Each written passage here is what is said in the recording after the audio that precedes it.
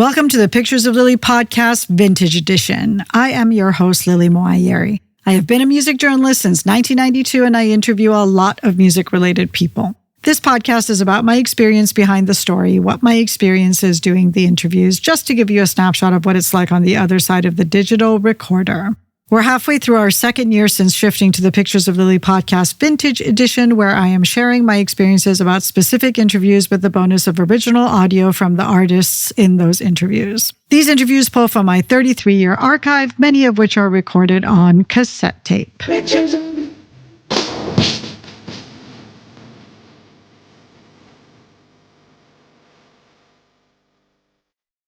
Thank you, everyone, for tuning into the Pictures of Lily podcast, Vintage Edition. This is Year 6, Episode 97. We publish monthly with a new episode posting on the second Wednesday of each month. You can find us on every platform by going to picturesoflily.com, where you can subscribe or follow us and also connect to us on Instagram, Facebook, YouTube, Pandora, and Amazon. Although it's really best to listen to the podcast straight from the source at picturesoflily.com, as it is the highest quality audio and avoids copyright restrictions.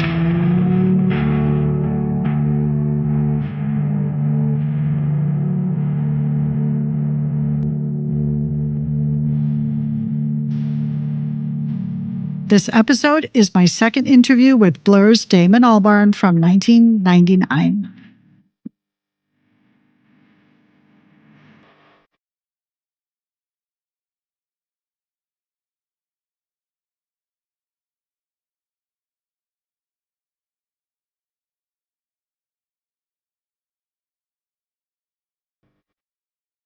Here are a few snapshots of my second interview with Damon Albarn of Blur.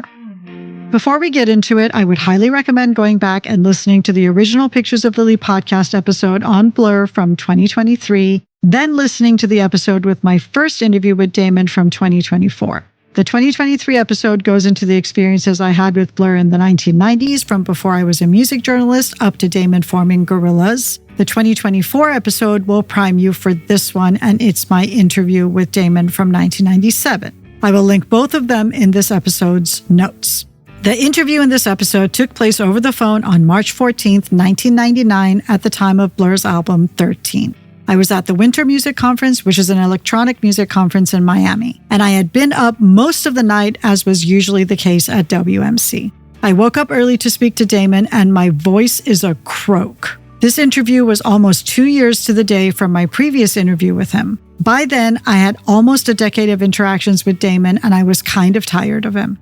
Listening to this interview, though, we're way less contentious than we were in real life. But he had so much experience as a musician and in the public eye at this point that the interview was pure gold. Still, the more I talk, the less poor Damon is understanding what I'm saying, and I can't blame him. I sound like I'm in pain.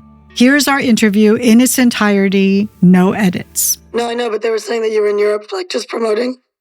Oh, yeah, but You're back now. it's only over the road, really. Europe, Yeah, I know. you go there and you come back in a day, really. Yeah. And you're coming here soon, aren't you? Yeah, next week, I think. Okay, good. And you're doing the David Letterman show? Yeah, that'll be interesting. I hope that I hope it works out with the Harlem Boys Choir. So have you worked with them already? No, I mean, we've been working with one in a choir in London. Yeah. Sent over the arrangement and everything. So they've been rehearsing it? No, I mean, it could be great. I'm really looking forward to it. Yeah, well, I'm sure it will be. I don't think they've done anything like that before, so... No. I mean, not on David Letterman, anyway. No, so it could be good. Yeah. So, tell me something about this William Orbit thing. Was it your idea or his idea to work with him? Well, it's one of those things that really just, it kind of fell into our lap, really. I mean, we needed a change. We needed to work with someone who was a bit, just coming from a different angle to us. And, yeah, he kind of turned up. So, did you have, like, a few people in mind and he was one of them, or did you just... No, I completely kind of, working with a kind of reggae producer. That's who you were working with? No, we were thinking of... Oh, you were thinking of working with him. In mind, Right. It was just sort of, just someone who give us a bit more space, a bit more of a sense of, you know, a sense of, no, not you know, a sense of, I don't know, I just wanted someone who's liberators. Right. Just give us that confidence just to take it a little bit further and push ourselves a bit more. Why did you think he could do it? Why did you think he could be the one that would do that? Well, because just sort of initial conversations with him were really just seem to be coming from the same, or we seem to have a similar perspective on music. And, you know, he kind of sort of said what he intended to do and the way he intended to record it, and it just sort of perfectly, it just fitted in with where our heads were at. What did he say his intention was? Well, he just said, I'm going to record absolutely everything you do, and I'm not going to let you work on things for too long, and just, you know, just allow it to be very instinctive, which is what we've always done with demos and whatever when we're kind of mucking about in the studio on our own. So it really is just a logical sort of development from that. No, that's interesting. Because, I mean, I would think that he's never really worked with a rock band before, has he? No. And it's just kind of like you took a risk, but it turned out to be the right thing in the end. Yeah, it really just felt like, you know, we had nothing to lose, because if it didn't work, then we'd have scrapped it and gone and worked with someone else, you know? Yeah, sure. Really, I don't think music for us is now a sort of, I don't know, when I started, you know, if I made a mistake, it was very, it really got to me and really kind of made me worry and caused anxiety. But now it's like, a mistake is a good thing sometimes. A mistake is a good thing. Can be. If it leads to something, you know. So did you have everything written before you went to him? The songs, yeah, I always kind of have most of the songs written. So the consensus was that the last... It allows if you've got some sort of structures and some ideas about finally what you're going to vocally put over the top of the chords, then it kind of allows a lot of freedom, I think, for if you're that kind of musician, it just can kind of improvise a bit. You know, it doesn't have to be that constraining, really, having a strong melodic and structural basis to work from. You can kind of really go off and explore mad stuff if you be brought back, you know. Mm. So the consensus is that the last record was kind of Graham's record, and the last few before that were yours. And do you think this one's yours again? I don't think that's the case. I think we're all, you know, it's for a band. Yeah, I know. But it's really more like, you know, it's you getting your creative... Yeah, I mean, but I felt I had that on the last one as well, you know. Mm-hmm. But I really don't think, I think that's a band to band. Yeah. We're pretty strong in that respect. So I don't think any of us kind of claim things. I mean, this one, lyrically, it's very personal, so in a sense, you know, it's got more to do with my experiences of my life, basically, than anyone else's, but the actual sound of it and the way we've kind of put it all together with all four of us. Yeah, of course. I think I mean both words and music, I guess. Because whether it's Graham's record or your record or anybody else's record, you still end up writing the words, don't you? Sorry, I couldn't quite make that out.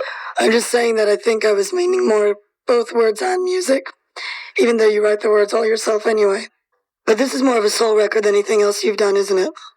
Yeah, well, it's more on that sort of thing, more, it's definitely organic as opposed to, you know, genetically induced. Are you saying the last records were genetically induced? No, but they were more supermarket than this. This is more kind of your whole food shop. That's such a great analogy. So is this the kind of thing you wanted to make before but probably felt a little bit constricted? Yeah, I just wasn't living in the right neighbourhood, you know, there were no whole food stores. So have you moved now? Yeah, okay. I live virtually above one. I mean, it's a bit overpriced, but help. You know, the food's more organic. It's better for you. Not hormonally induced. And your voice has changed as well. My voice. Your singing voice, yeah. Are you working with somebody on that? My voice was changed. Well, I've just grown up a bit. I've got a few more hairs on my chest, I think. That's a scary picture, I'm sorry. But are you working with a coach? With a coach on now? No. This is a natural voice change. I took up smoking a year and a half ago. Did you not smoke before? Not really, no. I've kind of done everything in reverse. Right. What everything? Well, I kind of started off sort of uptight and clean living. Mm-hmm. I've gone the opposite now. But it's kind of, that's usually where you end up as opposed to where you start. I know. Because I was going to say, now that you know better, you've gone the other way. Exactly. That's good. But, and I also get the impression this is the first time you're using your own voice, as far as you're not using different characters to tell the stories. Yeah, no, I mean, I've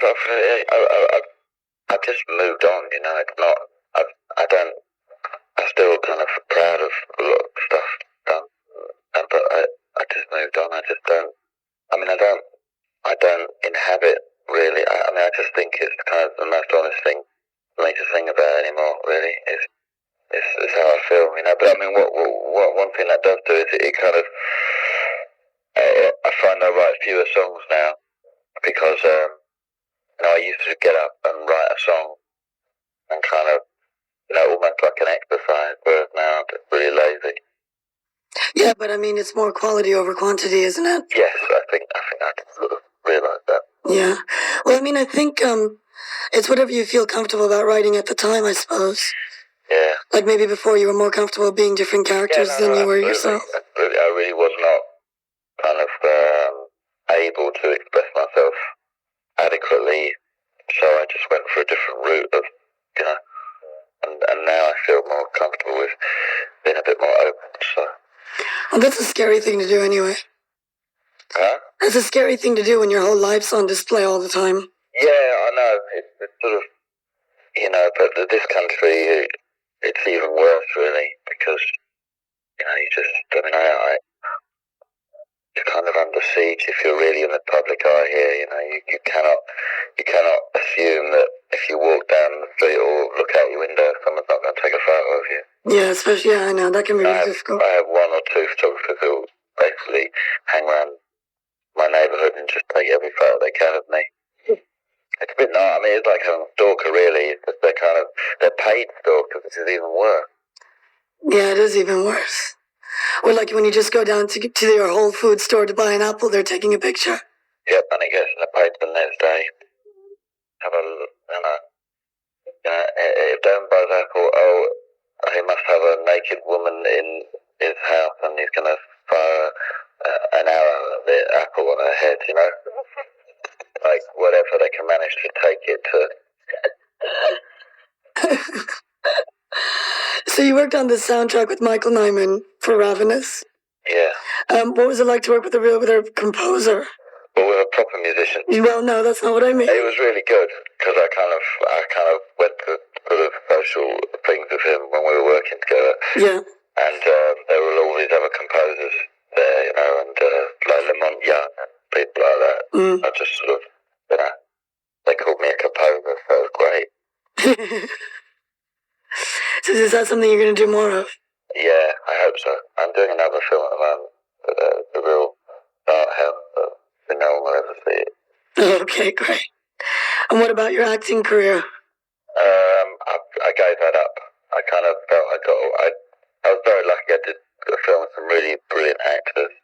I haven't seen the film, but I've been told about it, and they told me that you were great. It's okay, but there's some amazing actors in it, which kind of sort of elevates it. Yeah, but they said you were good in it. You know, I knew them anyway, so they really helped me out. And sort of, I don't know, I was lucky. I think I got away with it, so I'm not going to do it again. You know, I think. Well, you don't think the next one might not be as good?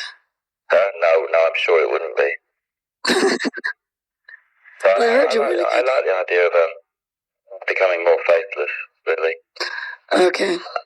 My ambition is to become kind of more obscure as a faith. Not musically. Yeah. As a faith. How do you plan about doing that? Well, I don't know. Really. I think I mean, I'm not going to do the Michael Jackson thing of completely disappearing. Right. But, no, I just think film music and kind of more composition, where you can get other people to play your music is just far more appealing to me than virtually, I kind of, I think, it's all right doing a David Letterman show, and I'm kind of excited on this occasion because of having a chance to work with some more musicians, but ultimately I'm kind of completely and totally bored of being part of a service industry. So does this mean you just want to make the music but not necessarily go out and promote the music being part of that, but as a person, human being, I'd rather opt out. Yeah, I can understand that, I suppose. The thing is, once you get caught up in all that, it affects how you're writing your music anyway. No, exactly. It's kind of a challenge, though, to work out how you can actually not end up being viewed as a complete weirdo, eccentric, and still disappear. Yeah. Well, one more thing about this soul thing. How much do you think it has to do with growing up in Essex? Huh? The soul element of this? Essex? Yeah. Because, the only other really proper soul British artist was Paul Weller, and he's an Essex boy as well. Growing up in Essex is a kind of, it's a sort of PhD, and it's like taking a PhD in nothing very exceptional. Okay. But you managed to turn it into 5 or 6 albums by now. Hmm? You managed to turn the whole Essex experience into quite a few albums. Do you know what I mean? I did, but I've got over it now. I've had my counselling. Session is over. Yeah, but I think you're still doing it. Just a different aspect of it. Well, I don't know. You can't ever lose your roots, really, and nor should you. But I don't know. Yeah. Or cooler roots than others than mine. Is it still important for you to be conquering America? Pardon? Is it still important for you to be conquering America? Well, we've been on The Simpsons, so as far as I'm concerned. We've already conquered it. Okay. Are you on The Simpsons? Yeah. When? I think it was the Super Bowl. Because I don't watch The Simpsons, but that's great. Yeah, so I feel like I've done it now. I mean, if I tell my grandchildren that there's some music played on The Simpsons, I think they'd be impressed. Yeah. So, I think it'd be much more impressed than I sold blah blah million albums because, Right. I don't know, Foreigner sold 10 million albums in America, whatever.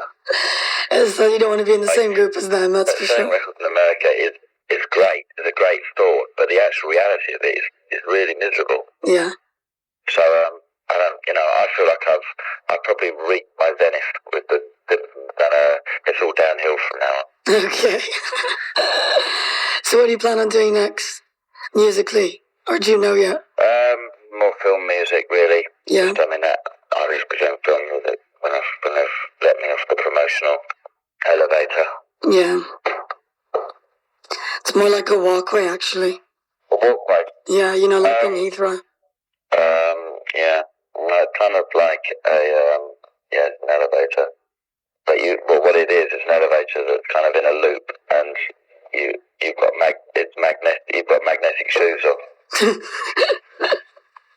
It's going really, really fast. Yeah. Oh, those speed elevators. But that's it, I've got everything I need from you. Okay. Unless you want to tell me anything else. No, not really. Okay. Well, good luck on the David Letterman thing. I'm sure it'll be really, really good. I'm really looking forward to that. Yeah. Maybe that'll be my zenith. Okay, and another zenith. Okay. Thanks, Damon. All right, I hope your voice gets better soon. Yes, I hope so too. I'll Your speak kind to of you. voice like this anyway, but you've just got less kind of volume in it at the moment. Yeah, well, I've been shouting in clubs, so Yeah.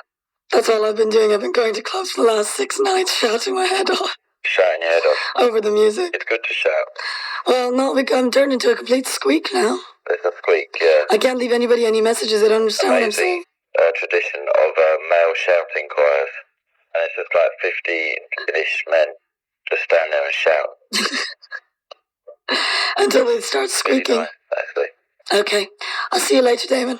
Okay. Okay. Bye. That's the whole interview, 0 edits. There's a print version of this interview which is already posted to the paid tier of the Pictures of Lily newsletter. It's interesting reading it and noticing which parts of the interview I chose to focus on, which is not the majority of what we covered when we spoke.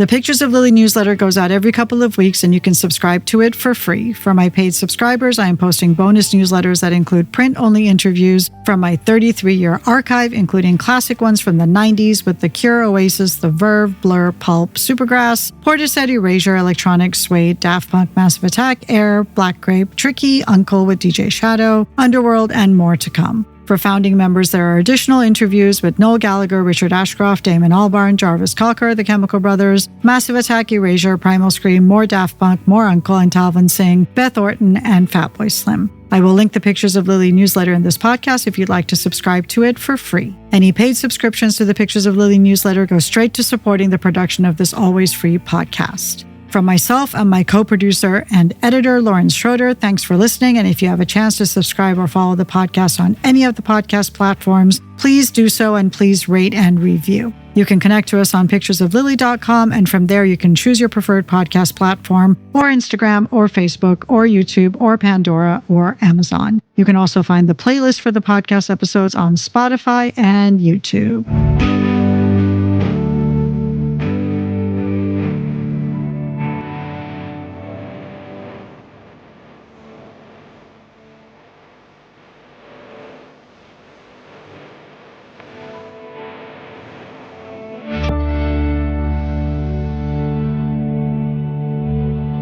Thanks for listening. Bitches.